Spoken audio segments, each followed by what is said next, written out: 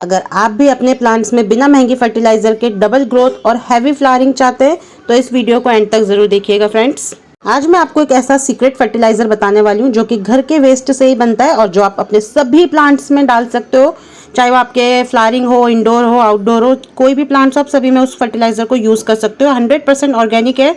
इस खाद में आपको सब कुछ मिल जाएगा। तो friends, welcome back to hobby gardener channel. मैं हूं रंजना और अगर आपने इसे गलत तरीके से यूज किया तो आपका प्लांट डैमेज भी हो सकता है, तो इसलिए वीडियो को कंप्लीट देखिएगा। एंड अगर चैनल में न्यू है तो चैनल को सब्सक्राइब करना ना भूलें। तो फ्रेंड्स, ये एक ऐसा ऑर्गेनिक घर का जो वेस्ट होता है उससे बना फर्टिलाइजर है जिसमें कि नाइट्रोजन भी होता है, फास्फोरस भी होता है, पोटेशियम भी होता है, कैल्शियम, मैग्नीशियम, सब कुछ होता है। मतलब कि आपको जो एनपीके की भी ज़रूरत नहीं पड़ेगी। नेचुरल घर का बना हुआ एनपीके आप सिर्फ एक सिंगल फर्टिलाइज़र को यूज़ करके अपने सभी प्लांट्स में दे सकते हैं।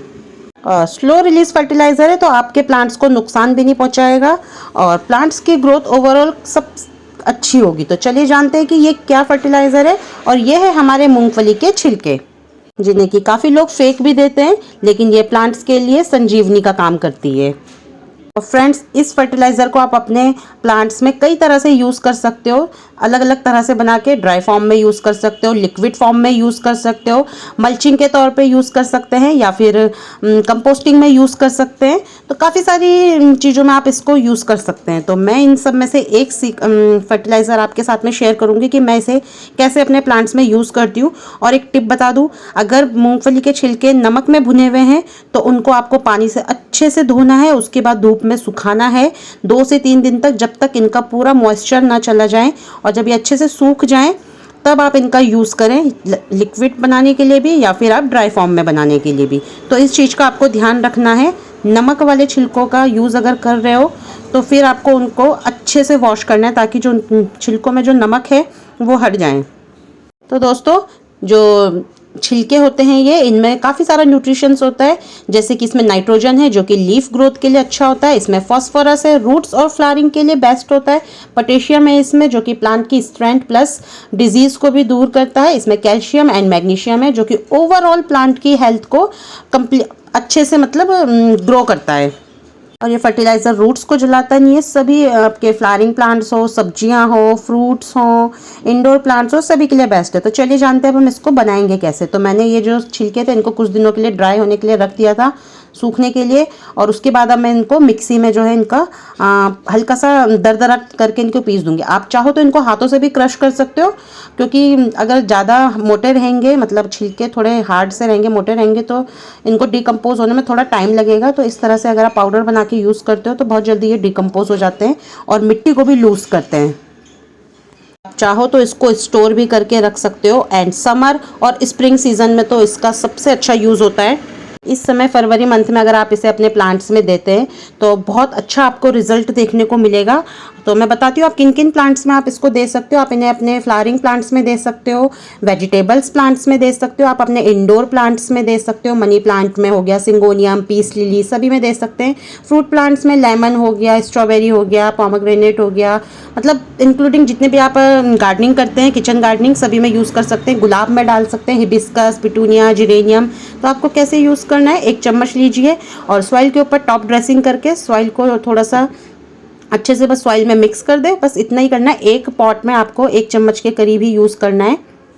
तो दोस्तों, अगर छोटा पॉट है तो 1 टीस्पून के करीब यूज़ कर सकते हैं, और अगर मीडियम पॉट है तो 2 टीस्पून के करीब आप इसको यूज़ कर सकते हो। जिस तरह से मैं कर रही हूँ आप सेम इस प्रोसेस से करें। और फिर इसके बाद आप इसमें हल्का सा पानी दे दें, और ये आप हर 20 से 25 दिन में एक बार कर सकते हैं। इसे आप अपने तुलसी में भी दे सकते हैं, ये इसके लिए भी फ़ायदेमंद है। मतलब जितने भी आपके गार्डन में प्लांट्स हैं सभी प्लांट्स के लिए सेफ़ है। ये स्लो रिलीज फर्टिलाइज़र है, किसी तरह का नुकसान नहीं होता है प्लांट्स को। तो दोस्तों, ये तो मैं ड्राई फॉर्म में यूज़ कर रही हूँ, आप चाहें तो इसको लिक्विड फॉर्म में भी यूज़ करके बना सकते हो। और लिक्विड वाला फर्टिलाइज़र जो है फ्लावरिंग के लिए गोल्ड होता है। तो इसमें आपको क्या करना है, 2 मुट्ठी छिलके लीजिए, 1 लीटर पानी में इनको 24 घंटे के लिए भिगो दो और छान के बस उस पानी का यूज़ कर लें। और हर 15 दिन में आप उस लिक्विड फर्टिलाइज़र को यूज़ कर सकते हैं। हाँ, डाइल्यूट करके कीजिएगा, ठीक है। एंड डायरेक्ट पत्तियों पे स्प्रे नहीं करना है, बस आप सॉइल के आसपास लिक्विड फॉर्म में इसको डाल दें छान के डाइल्यूट करके। तो मैंने आपको बता दिया कि आप इनको किन किन प्लांट्स में यूज़ कर सकते हो, और अब मैं बताती हूँ कि आपको इनको इस फर्टिलाइज़र को किन प्लांट्स में यूज़ नहीं करना है। तो आपको इनको कैक्टस के ऊपर यूज़ नहीं करना है, सेकुलेंट्स में नहीं डालना है, और अगर डालना भी चाहो वैसे तो अवॉइड करें, ना ही डालें। बट हाँ, अगर डालना चाहते हो तो थोड़ा बहुत डाल सकते हो, लेकिन मैं कहूँगी तो आप कंप्लीटली अवॉइड ही करिए इसे कैक्टस एंड सेकुलेंट्स के ऊपर। एंड इसको यूज़ करने का तीसरा मेथड भी है। आप जब किसी प्लांट की मिट्टी को बना रहे हो, सॉइल बना रहे हो, तो आप उसमें क्या करें, छिलकों को छोटे छोटे टुकड़े कर लें और उस अपनी सॉइल मिक्स में आप इसका भी यूज़ कर सकते हो, उस तरह से भी, तो वो भी अच्छा होता है प्लांट्स के लिए।